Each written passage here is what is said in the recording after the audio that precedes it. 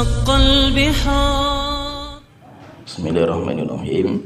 إن الحمد لله نحمده ونستعينه ونستغفره ونعوذ بالله من شرور أنفسنا ومن سيئات أعمالنا. من يهده الله فلا مضل له ومن يضلل فلا هادي له وأشهد أن لا إله إلا الله وحده لا شريك له وأشهد أن محمدا عبده ورسوله. أما بعد. Kita melanjutkan kitab Ushulus Sunnah yang ditulis oleh Imam Ahmad bin Hanbal rahimahullah ta'ala, dan kita masuk di poin ke-45.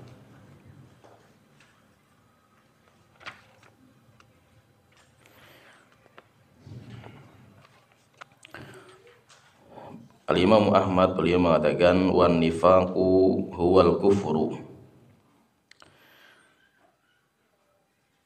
Kemunafikan adalah kekafiran. Ayyakfura billahi wa ya'budu ghairahu, yaitu seorang yang kufur kepada Allah Ta'ala dan beribadah kepada selainnya.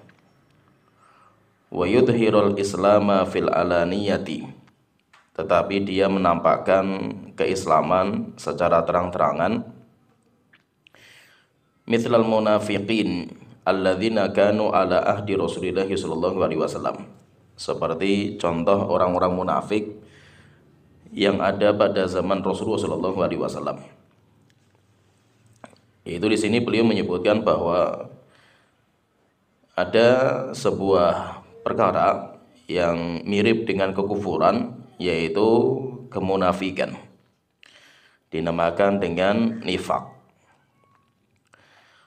Dan kemunafikan di sini beliau menyebutkan bahwa nifak itu adalah kufur, yaitu itu secara hati. Hatinya itu dia kufur kepada Allah Ta'ala, tetapi secara terang-terangan, secara alaniyah itu secara tampak zahirnya dia itu menampakkan Islam.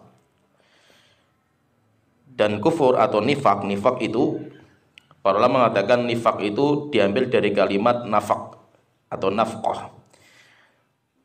Secara bahasa nifak itu diambil dari kalimat nafqah. Nafqah itu artinya lubang kelinci. Lubang kelinci, biasanya kelinci itu punya dua lubang. Lubang yang kelihatan sehingga orang-orang itu mengira keluar masuknya kelinci itu dari lubang itu. Tetapi rupanya kelinci itu punya lubang yang tersembunyi. Tidak tahu kecuali hanya dia. Nanti lubang tersembunyi itu ditutupi dengan daun, sehingga tidak ada yang tahu. Orang terkadang atau pemburu predator memburu kelinci dari lubang yang kelihatan, tapi rupanya kelinci bisa keluar dari lubang yang lain. Sehingga dia punya lubang yang tampak, sehingga orang pemburu dia melihat itu nanti kelinci akan keluar dari situ, tapi rupanya dia menyembunyikan lubang yang lain. Itu dinamakan dengan nafqah. Kemunafikan itu juga seperti itu. Kemunafikan itu seperti itu, yaitu dia menampakkan sebuah sikap dan dia menyembunyikan sikap yang lain. Dia menampakkan sesuatu dan dia menyembunyikan sesuatu yang lainnya. Itu yang dinamakan dengan kemunafikan. Dan nifak, kemunafikan, para ulama mengatakan kemunafikan itu ada dua. Kemunafikan terbagi menjadi dua macam. Yang pertama dinamakan dengan nifak i'tiqadi, atau namanya nifak akbar. Kemunafikan yang sampai masuk keyakinan. Itu yang dinamakan dengan kemunafikan yang besar. Dinamakan dengan nifak akbar. Itu yang dimaksudkan oleh Al-Imam Ahmad di poin ini, yaitu orang yang menyembunyikan kekafiran dan menampakkan keislaman. Dia secara zahir muslim, sholat, membaca Quran dan yang lainnya, tapi secara hati dia kufur kepada Allah Ta'ala. Kemunafikan yang seperti ini dinamakan dengan nifak akbar.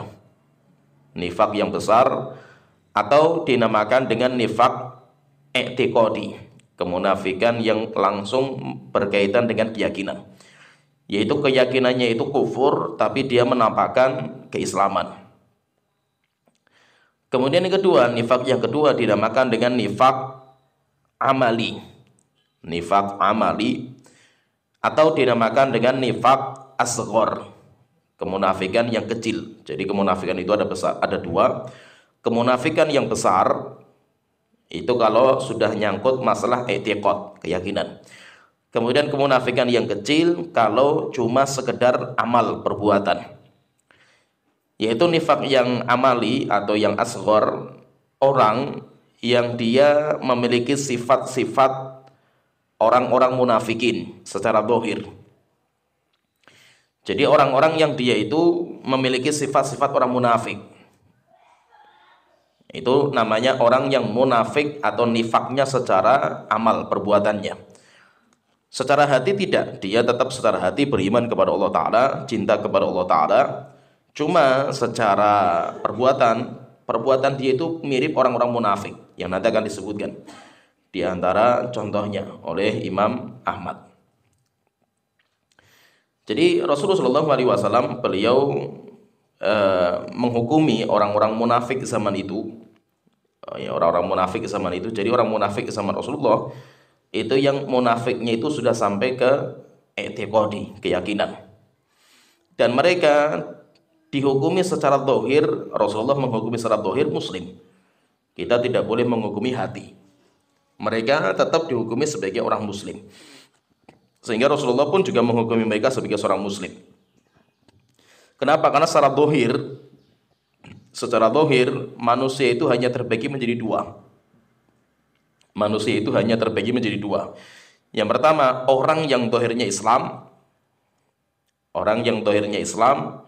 Kemudian yang kedua, orang yang zahirnya kufur, orang yang zahirnya bukan Islam. Sehingga orang-orang munafik secara zahir mereka dimasukkan dalam kelompok Islam. Jadi mereka dihukumi sebagai orang muslim. Walaupun secara hatinya mereka kufur kepada Allah Ta'ala, tetapi kita tidak boleh menghukumi hati orang. Kita tidak boleh menghukumi hati orang, kita kembalikan hukumnya kepada Allah Ta'ala. Sehingga kita di dunia itu hanya menghukumi zahirnya orang saja. Siapa saja yang menampakkan Islam, ya kita hukumi sebagai orang muslim. Siapa yang menampakkan di hadapan kita kufur, maka dia kita anggap sebagai orang kafir, bukan orang muslim. Walaupun ada orang yang menampakkan Islam secara zahir, tapi dia menyembunyikan kekafiran, maka hukum secara batin itu bukan kita yang menghukumi, nanti Allah yang akan menghukum. Nah itu intinya orang-orang munafik zaman Rasulullah itu kebanyakan mereka adalah munafik secara i'tiqadi, munafik secara keyakinan. Orang yang munafik secara keyakinan mereka nanti di hari kiamat kekal neraka jahanam karena mereka kufur. Sehingga nanti orang munafik yang i'tiqadi, yang munafik yang besar, nanti mereka punya dua hukum. Mereka nanti punya dua hukum. Yang pertama hukum dunia. Hukum dunia mereka dihukumi sebagai orang muslim. Dihukumi sebagai orang muslim sehingga mereka mendapatkan hak seperti orang muslim yang lain, yaitu disalami, ketika mengucapkan salam kita jawab, kemudian ketika bersin kita doakan, seperti orang-orang muslim yang lain. Yaitu mereka punya hukum muslim secara zahir. Sedangkan hukum akhirat, yaitu yang kedua hukum akhirat. Orang di hukum akhiratnya orang yang munafik, maka di hari kiamat mereka kekal neraka jahanam. Bahkan tempatnya nggak main-main. Orang munafik itu tempatnya di keraknya neraka jahanam. Yaitu orang-orang munafik itu mereka dijanjikan oleh Allah Ta'ala kalau mereka itu neraka jahanam. Tetapi itu hukum Allah Ta'ala. Itu hukum Allah Ta'ala dan itu hukum akhirat. Kalau kita di dunia, kita tidak boleh menghukumi mereka dengan hukum neraka jahanam di dunia. Oleh itu Rasulullah tidak pernah menghukumi mereka, oh si fulan munafik ini, si fulan munafik, enggak. Rasulullah hanya mengabarkan orang-orang munafik kepada satu orang saja. Ada satu orang sahabat yang dia mengetahui tentang daftar orang-orang munafik, dan itu cuma satu orang, yaitu namanya Hudzaifah. Hudzaifah bin Yaman itu dia orang yang dinamakan dengan sirrun Nabi, pembawa rahasia Rasulullah SAW. Kenapa? Karena dia yang paling tahu tentang daftarnya orang-orang munafik. Yang paling tahu daftarnya orang munafik dia. Tapi sahabat yang lain nggak boleh tahu. Bahkan Umar bin Khattab ketika tanya pun sama Hudzaifah nggak dijawab. Yaitu menunjukkan apa? Menunjukkan bahwa di dunia kita tidak boleh menghukumi orang dengan kemunafikan. Apalagi sampai menghukumi dengan neraka jahanam, nggak boleh. Itu bukan hukum kita, itu hukumnya Allah Ta'ala. Sedangkan di hari kiamat Allah menjamin atau Allah menjanjikan azab neraka jahanam kekal dan abadi di neraka jahanam bagi orang-orang munafik. Contohnya misalkan di antara janji-janji Allah dan Rasul kepada mereka tentang akhiratnya mereka, bahwasanya mereka itu nanti akan kekal neraka jahanam. Allah Ta'ala berfirman dalam surat An-Nisa ayat 145. Innal munafiqina fid darkil asfali minan nar walan tajida lahum nasira. Sesungguhnya orang-orang munafik mereka di keraknya neraka jahanam dan mereka tidak akan memiliki penolong. Di surat An-Nisa ayat 145. Kemudian Allah Ta'ala juga berfirman dalam surat An-Nisa ayat 140. Innallaha jami'ul munafiqina wal kafirina fi jahannam jami'a. Allah nanti akan mengumpulkan orang-orang munafik dan orang-orang kafir di neraka jahanam bersama-sama. Mereka gabung. Kenapa? Karena mereka sama. Hukum akhirat mereka sama. Walaupun dunia orang-orang munafik dianggap sebagai orang muslim. Allah Ta'ala juga berfirman dalam surat Taubat ayat 68. Wa'adallahul munafiqina wal munafiqati wal kuffara nara jahannam khalidina fiha. Hiya hasbuhum wa la'anahumullahu wa lahum adzabun muqim. Allah menjanjikan kepada orang-orang munafik, laki-laki dan perempuan, wal kufar, demikian juga orang-orang kafir, naro jahannam, api neraka jahanam, khalidina fiha, mereka kekal di dalamnya. Hiya hasbuhum, neraka itulah tempat tinggal mereka. Wala'anahumullah, Allah melaknat mereka, walahum azabun muqim, dan mereka akan mendapatkan azab yang pedih. Allah Ta'ala juga berfirman dalam surat An-Nisa ayat 138. Basyiril munafiqina bi anna lahum azaban alimah. Berikan kabar kepada orang-orang munafik bahwasanya mereka nanti akan mendapatkan azab yang pedih. Demikian juga Allah Ta'ala menyebutkan bahwa orang-orang munafik nanti ketika mereka menyeberang jembatan, nanti akan dipadamkan cahaya mereka, walaupun mereka itu punya cahaya. Mereka sholat, mereka dulu ketika di dunia ya ibadah, sehingga mereka punya cahaya, tapi nanti dipadamkan. Sebagaimana Allah Ta'ala berfirman dalam surat Al-Hadid ayat ke-13, Allah Ta'ala berfirman menggambarkan bagaimana nanti orang-orang munafik ketika menyeberang jembatan. Allah Ta'ala berfirman di dalam surat Al-Hadid ayat 12 sebelumnya, Yauma taral mu'minina wal mu'minati yas'a nuruhum baina aydihim wa bi aymanihim. Hari di mana kamu akan melihat orang-orang yang beriman, laki-laki dan perempuan, cahaya mereka terang benderang di depan mereka dan di samping kanan mereka, yaitu bersinar terang benderang. Busyrakumul yauma, di hari ini kalian akan mendapatkan kabar gembira, jannatun tajri min tahtihal anhar, surga yang mengalir di bawahnya sungai-sungai, khalidina fiha, kalian kekal di dalamnya. Dzalika huwal fawzul azim, itu kemenangan yang besar.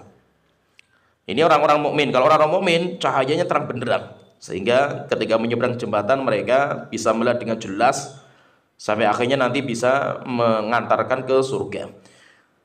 Setelah itu Allah Ta'ala berfirman, yauma yaqulul munafiquna wal munafiqat lilladzina amanu. Hari di mana orang-orang munafik, laki-laki dan perempuan, mereka mengatakan kepada orang-orang yang beriman, ungduruna naqtabis min nurikum. Mereka mengatakan, wahai orang-orang yang beriman, tolong tunggu kami. Naqtabis min nurikum, kami akan mengambil cahaya kalian, yaitu kita akan mengikuti cahaya kalian. Yaitu kenapa? Karena cahaya yang dimiliki sama orang munafik dipadamkan. Orang munafik wudu dulu ketika di dunia, berwudu mereka, sehingga wajahnya kena wudu, nanti akan bersinar. Mereka sholat, mereka juga ibadah, sehingga bersinar. Tapi akhirnya ketika mau menyeberang jembatan, sinarnya itu dipadamkan. Akhirnya ketika mereka melihat orang-orang yang beriman, mereka itu berjalan cahaya terang benderang, maka mereka mengatakan, wahai orang-orang yang beriman, tolong tunggu kami supaya kami bisa mengambil cahaya kalian. Ilarji'u wara'akum faltamisu nura. Dikatakan kepada mereka, kembalilah kalian ke belakang. Yaitu tidak boleh kalian itu ikut mengikuti cahayanya orang-orang yang beriman. Kembali kalian ke belakang. Faltamisu nura, carilah cahaya sendiri. Faduriba bainahum bisurin lahu babun batinuhu fihi rahmatu wa dhahiruhu min qibalil azab. Karena mereka itu gelap gulita ketika menyeberang jembatan dan mereka suruh balik. Akhirnya mereka itu mendapatkan ada sebuah tembok pagar.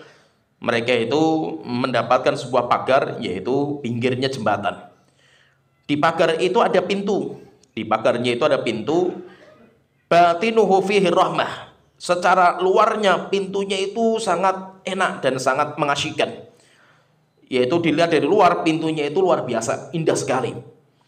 Akhirnya orang itu tertarik untuk masuk ke dalam pintu. Ketika masuk pintu, wa dhahiruhu min qibali azab. Rupanya di dalam pintu itu ada azab yang mengerikan. Itu balasan bagi orang-orang munafik. Ketika di dunia mereka itu menampakkan kebaikan, menyembunyikan kekafiran, maka Allah balas. Ketika nantinya nyebrang jembatan, ditampakkan kepada mereka pintu yang sangat indah dari luar. Tapi ketika mereka masuk, tertarik, kemudian masuk ke dalam, mereka akan mendapatkan azab yang sangat mengerikan. Nah, jadi itu janji-janji yang Allah Ta'ala janjikan kepada orang-orang munafik, bahwasanya mereka nanti akan dijanjikan oleh Allah Ta'ala azab di neraka jahanam, kekal selama-lamanya mereka. Itu namanya hukum di hari kiamat. Walaupun hukum di dunia tetap mereka itu dihukumi sebagai orang muslim. Mereka dihukumi sebagai orang muslim. Jadi orang muslim itu, jadi tingkatan agama kita itu nanti ada 3 tingkatan. Agama kita itu ada 3 tingkatan. Tingkatan yang pertama dinamakan dengan Islam. Islam itu siapa saja yang dia secara zahir menisbatkan kepada agama Islam dengan rukun Islam seperti syahadat, sholat, puasa, zakat, haji. Siapa yang mengamalkan ini, maka dia itu dihukumi sebagai orang muslim secara zahir. Nanti kalau Islam itu sudah masuk dalam hatinya, kalau sudah masuk dalam hati mereka, sampai hati mereka itu cinta kepada Islam dan kokoh terhadap Islam, maka akhirnya nanti mereka naik ke tingkatan kedua. Jadi setelah Islam nanti mereka naik ke tingkatan namanya iman. Naik tingkatan namanya iman. Iman yaitu iman itu sudah masuk ke hati. Iman itu sudah keyakinannya sudah masuk ke hati. Nanti kalau sudah masuk ke hati sampai kokoh keimanan mereka, sampai mereka itu saking imannya kepada Allah, sampai merasa Allah itu di depan mereka, sampai mereka itu seperti melihat Allah Ta'ala, yaitu muraqabah. Maka kalau sudah sampai seperti itu, maka nanti naik tingkatan berikutnya, namanya tingkatan al-ihsan. Tingkatan al-ihsan. Kalau tingkatan al-ihsan itu lebih tinggi lagi, itu paling tinggi. Maka itu orang-orang Arab atau orang-orang Badui, ketika mereka datang ke Rasulullah SAW, kemudian nanti orang-orang Badui itu mengatakan datang ke Rasulullah, sebagaimana Allah Ta'ala berfirman dalam surat Al-Hujurat ayat ke-14. Qalatil a'rabu amanna. Orang-orang Badui yang baru masuk Islam, mereka mengatakan kami telah beriman. Qul lan tu'minu, katakan kepada mereka kalian belum beriman. Walakin qulu aslamna, katakan kami sudah masuk Islam. Kami sudah masuk Islam tapi kami belum masuk iman. Kenapa? Walamma yadkhulul imanu fi qulubikum. Kenapa? Karena iman belum masuk ke hati kalian. Berarti menunjukkan apa? Menunjukkan tidak setiap orang muslim itu mukmin. Tapi setiap orang mukmin pasti muslim. Maka itu orang-orang munafik mereka dijuluki sebagai orang muslim karena mereka mengamalkan Islam secara zahir, tapi mereka tidak dijuluki sebagai orang mukmin. Maka nanti dari kiamat mereka nanti kekal dan abadi di neraka jahanam. Nah, Al-Imam Ahmad beliau mengatakan wan nifaqu huwal kufru. Kemunafikan itu adalah kekafiran. Ayakfuru billahi wa ya'budu ghairahu, yaitu secara hati dia itu sebenarnya kufur kepada Allah Ta'ala, dia sebenarnya menyembah kepada selain Allah Ta'ala. Tapi wa yudhirul Islam fil alaniyati, tapi dia itu menampakkan Islam secara terang-terangan. Mithlul munafiqin alladzina kanu ala ahdi Rasulillah sallallahu alaihi wasallam, sebagaimana orang munafik di zaman Rasulullah sallallahu alaihi wasallam. Setelah itu beliau mengatakan di poin ke-46, Imam Ahmad mengatakan wa hadhil ahaditsul lati ja'at. Sedangkan hadis-hadis yang datang dari Rasulullah bersabda, salatun man kunna fihi fahuwa munafik. 3 perkara, siapa yang berkumpul di dalam dirinya 3 perkara ini, maka dia munafik. Hadza ala taghlidz. Beliau mengatakan hadis ini adalah hadis yang menunjukkan ancaman. Narwiha kama ja'at wala nufassiruha. Kami meriwayatkan seperti adanya, yaitu Rasulullah menjuluki orang itu sebagai orang munafik, dan kami tidak menafsirkan dengan tafsiran yang lain. Yaitu maksudnya di sini intinya, kalau poin ini beliau menyebutkan tentang munafik yang kecil, nifak yang kecil, atau dinamakan dengan nifak amali, nifak kemunafikan yang berkaitan dengan amal. Yaitu maksudnya apa? Maksudnya nifak amali atau nifak kecil itu orang-orang yang dia itu memiliki sifat dan karakter orang-orang munafik. Orang itu memiliki sifat dan karakternya orang-orang munafik. Apa sih karakternya orang munafik? Disebutkan dalam beberapa riwayat. Ada yang menyebutkan 3, ada riwayat yang menyebutkan 4. Nanti kalau kita gabungkan semuanya itu nanti ada 5. Ada 5 yang merupakan sifat karakter orang-orang munafik. Saya bacakan beberapa riwayat. Riwayat yang pertama, Rasulullah bersabda, ayatul munafiki salasun. Ciri orang munafik itu ada 3, yaitu maksudnya secara perbuatan. Kalau secara hati kufur mereka. Idza haddatsa kadzaba. Yang pertama, jika ngomong berdusta. Wa idza wa'ada akhlafa. Yang kedua, jika berjanji dia mengingkari. Wa idza tumina khana. Yang ketiga, kalau diberikan amanah berkhianat. Ini disebutkan ada 3, yaitu kalau ngomong berdusta, kalau berjanji mengingkari, kalau diberikan amanah berkhianat. Hadis yang lain Rasulullah bersabda, arba'un man kunna fihi kana munafiqun khalison. 4 perkara jika berkumpul pada diri seseorang, maka dia munafik yang murni. Wa man kanat fihi khoslatun minhunna, dan siapa yang memiliki salah satu dari ciri-ciri ini, maka dia kanat fihi khoslatun minan nifaq, dia memiliki ciri-ciri kemunafikan hatta yada'aha, sampai dia tinggalkan. Rasulullah menyebutkan 4. Idza tumina khana, kalau diberikan amanah berkhianat. Wa idza haddatsa kadzaba, kalau dia berbicara berdusta. Wa idza ahada ghadara, kalau dia itu memberikan janji, maka dia menyelisih janjinya. Wa idza khasama fajara, kalau dia sedang enggak suka dengan orang, dia medzalimi, yaitu berlebihan kepada orang yang bermusuhan dengan dia. Dalam hadis yang lain Rasulullah juga menyebutkan dalam hadis yang lain, arba'u khilalin man kunna fihi kana munafiqun khalisan. 4 perkara jika berkumpul pada diri seseorang, maka dia itu orang munafik yang murni. Man idza haddatsa kadzaba, kalau dia berbicara berdusta. Wa idza wa'ada akhlafa, kalau dia berjanji dia mengingkari. Wa idza ahada ghadara, kalau dia itu mengadakan perjanjian damai, maka dia itu berkhianat, yaitu dia merobek perjanjian damai. Wa idza khasama fajara, kalau dia itu memusuhi orang lain, maka dia itu akan medzalimi, yaitu berbuat melampaui batas kepada orang yang tidak dia sukai. Berarti kalau kita perhatikan di sini, berarti sifat orang-orang munafik itu ada 5. Dari semua hadis tadi kalau kita gabungkan itu ada 5. Yang pertama, sifat yang pertama, idza tumina khana, kalau diberikan amanah berkhianat. Apalagi kalau dia itu sebelum mendapatkan jabatan, dia bersumpah, berjanji. Janji jabatan, saya nanti kalau jadi pemimpin, saya akan seperti ini, saya akan seperti ini. Dapat kepemimpinan, dia lupa terhadap janji. Bahkan dia menjadi pengkhianat terhadap amanah yang dia pikul. Itu sifat orang munafik. Yang kedua, wa idza haddatsa kadzaba. Kalau berbicara, berdusta. Yaitu kalau dia itu ngomong, omongannya nggak bisa diterima, tidak bisa dipercaya. Kemudian yang ketiga, sifat yang ketiga, idza ahada ghadara. Kalau dia memberikan jaminan keamanan, yaitu kayak negara dengan negara yang lain, kita punya hubungan bilateral atau jaminan keamanan, perdamaian. Ketika sudah diberikan jaminan keamanan, malah dia itu merobek perjanjian dia. Jadi perjanjian diselisih sendiri. Kemudian poin yang keempat, idza khasama fajara. Kalau dia itu memusuhi orang lain, pasti dia itu akan menzalimi.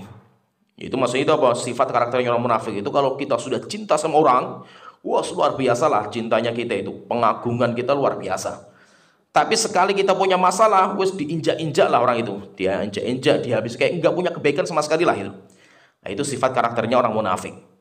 Jadi orang munafik itu kalau lagi senang sama seseorang, wah akan dipuji habis-habisan orang itu. Tapi sekali ada masalah, diinjak-injak, dihabisi, seakan-akan nggak punya kebaikan sedikit pun. Itu namanya orang-orang munafik. Kemudian sifat karakter yang kelima, wa idza wa'ada akhlafa. Orang mukmin itu kalau dia itu munafik itu kalau dia berjanji, dia akan mengingkari janjinya. Yaitu masih mengingkari itu, dia berjanji A, padahal hatinya dia itu tidak mau mengamalkan A. Yaitu dia itu dalam hatinya nggak punya keinginan A, nggak ada. Cuma dia mulutnya itu mengatakan, ya iya saya nanti akan seperti inilah itu. Padahal di hatinya nggak ada sama sekali keinginan untuk itu. Itu karakter orang-orang munafik.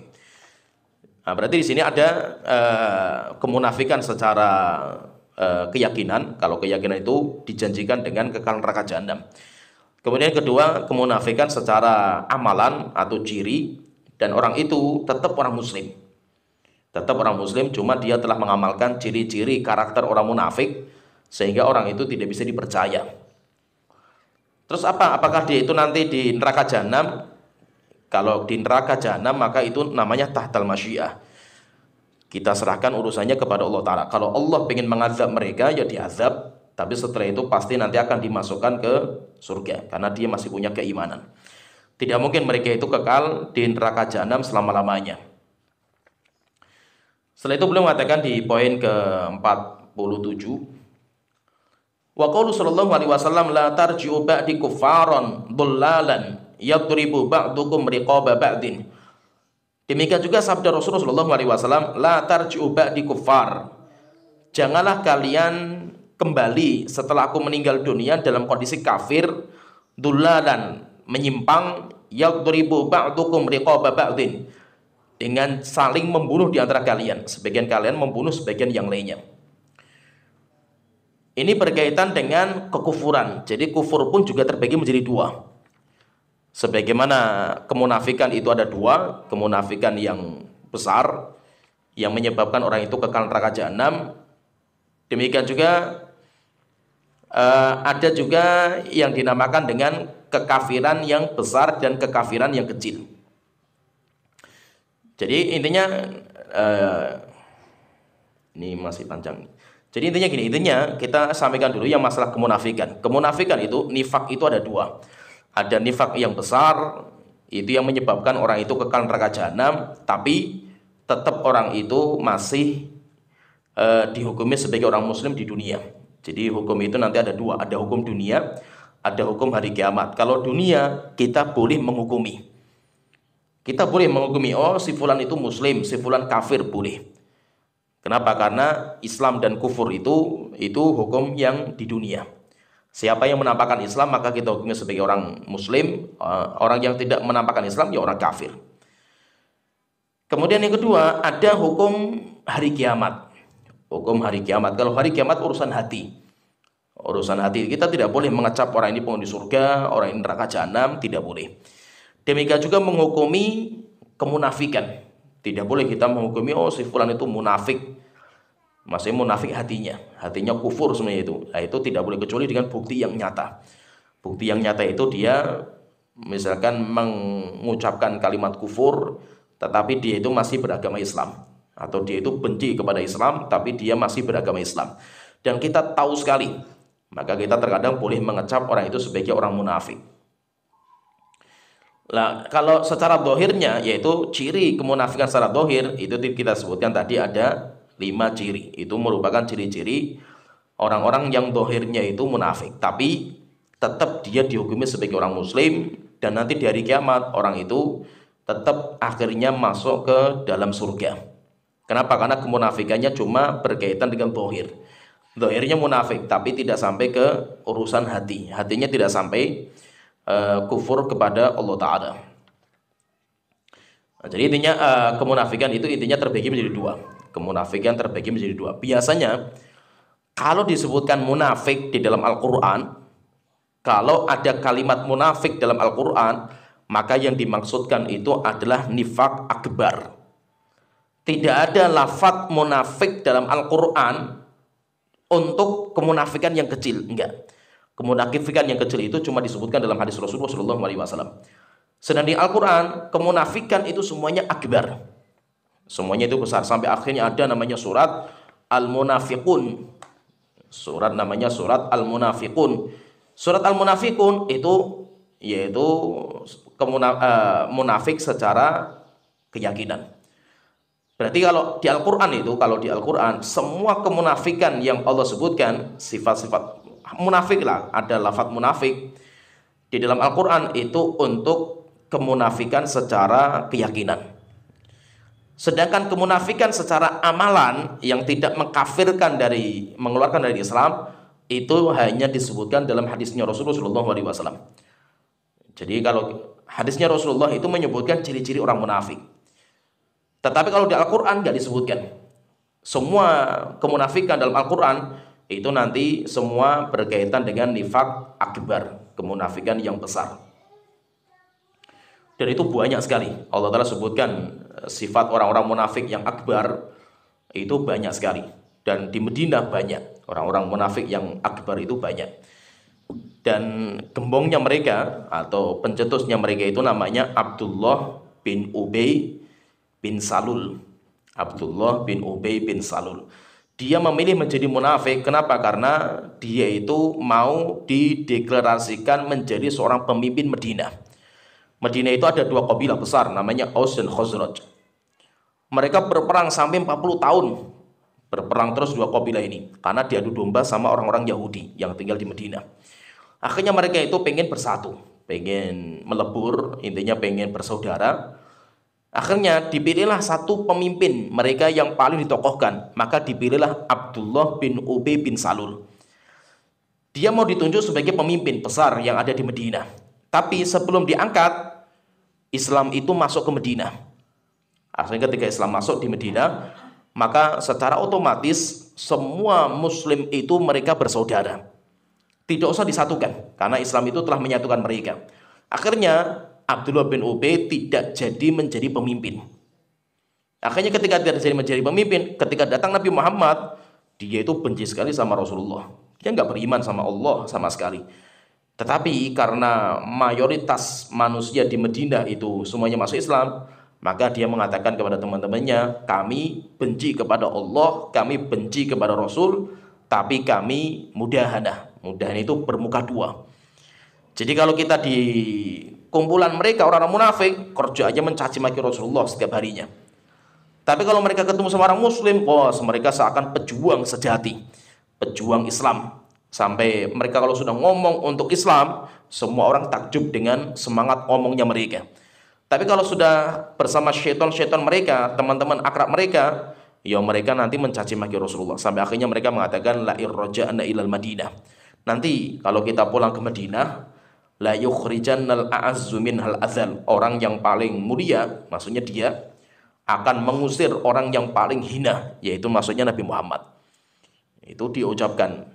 Dia setelah disampaikan beritanya kepada Rasulullah, dia yaitu memungkiri. Saya enggak pernah ngomong seperti itu. Sampai akhirnya Allah terpaksa yang membongkar rahasia mereka. Allah sebutkan ucapan Abdullah bin Ubay bin Salul itu di dalam surat Al-Munafikun. Tapi anaknya Abdullah bin Ubay bin Salul, anaknya namanya Abdullah juga. Abdullah bin Ubay bin Salul. Anaknya seorang muslim sejati.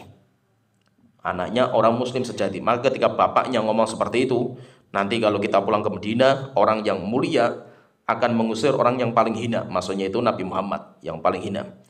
Anaknya marah sekali dengan ucapan seperti ini sampai dia bawa pedang. Ketika sampai bapaknya ke Madinah, maka pedangnya ditaruh di leher bapaknya. Kemudian mengatakan, "Wahai bapakku, engkaulah yang paling hina dan Nabi Muhammad orang yang paling mulia. Jika seandainya Rasulullah memutuskan untuk menghukum mati engkau, maka saya yang akan menepis leher engkau, wahai bapakku." Akhirnya Rasulullah setelah itu datang, kemudian didamaikan. Udah. Jangan sampai nanti orang-orang kafir mengatakan Muhammad membunuh umatnya sendiri. Akhirnya orang-orang munafik zaman dulu ya tidak diapa-apain mereka. Kenapa? Karena Rasulullah takut kalau orang munafik dihukum mati, nanti orang-orang kafir mengatakan Muhammad membunuh umatnya sendiri. Sehingga Rasulullah sembunyikan rahasia. Bahkan kalau kita lihat perbuatan orang munafik itu memang keji mereka terhadap Islam. Dalam banyak kesempatan mereka itu musuh dalam selimut dan mereka lebih besar ya, kejelekan yang menimpa Islam itu daripada orang-orang kafir. Maka Allah Ta'ala mengatakan humul adu, mereka itu musuh-musuh kalian, fahdharhum, hati-hati kalian itu dengan mereka. Kenapa? Karena mereka itu luarannya baik tapi dalamnya busuk, dan mereka itu menghancurkan Islam dari dalam. Dan itu kerjanya Abdullah bin Ubay bin Salul seperti itu. Ya, sampai di sini pembahasan kita. Insya Allah kita lanjut tentang kekufuran, karena beliau menyebutkan di sini di poin 47. Nanti kita bahas di pertemuan berikutnya tentang kekafiran. Rupanya kekafiran itu juga terbagi menjadi dua. Tidak semua kafir itu mengeluarkan orang dari Islam. Ada terkadang kekafiran dinamakan dengan kafir kecil. Ya, sampai di sini wa akhiru dawana alhamdulillahirabbil alamin sallallahu Muhammad wa ala alihi wa sahbihi ajmain.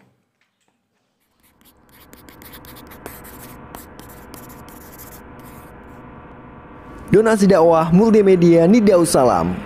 Berikan donasi terbaik Anda untuk dakwah dan pendidikan Islam.